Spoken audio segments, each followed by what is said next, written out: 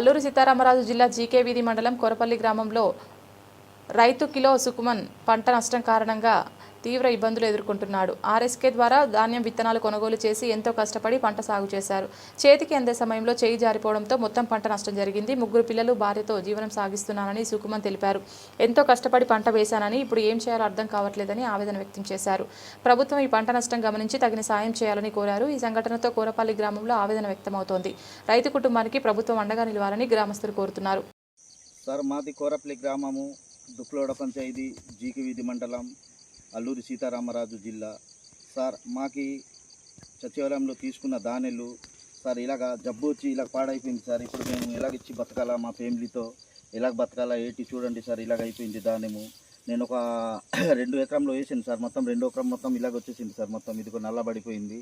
నాకు ఈ సంవత్సరం ఏం ఆదాయం లేదు సార్. మేము ఈ పంట ఇలాగ అయిపోతే మేము ఎలాగ చేసి బతకాలా సార్. ఎలాగా ఇది అవ్వాలి సార్, ఎలాగ తినాలా, పిల్లలతో నేను ఎలాగ బతకాలి సార్. చూడండి ధాన్యం మొత్తం ఇలాగ అయిపోయింది సార్. నల్లబడిపోయింది సార్. సచివాలయంలో తీసుకున్న ధాన్యము.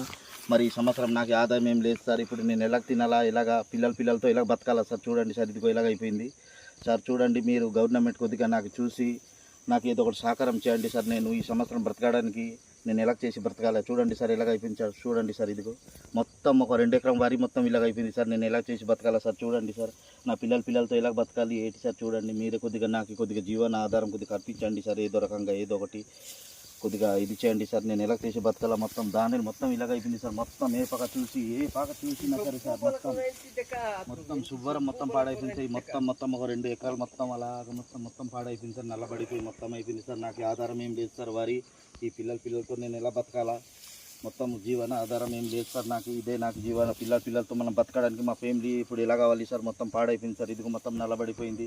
చూడండి సార్ మొత్తం ఇదిగో సార్ మొత్తం ఇలాగైపోయింది. మరి ఎలా చేసి బతకాలి సార్. చూడండి మీరు కొద్దిగా దయచేసి చూడండి సార్. కొద్దిగా మాకు ఏదైనా నష్టపరిహారం ఇప్పిస్తారనేసి మీకు కోరుతున్నాను సార్.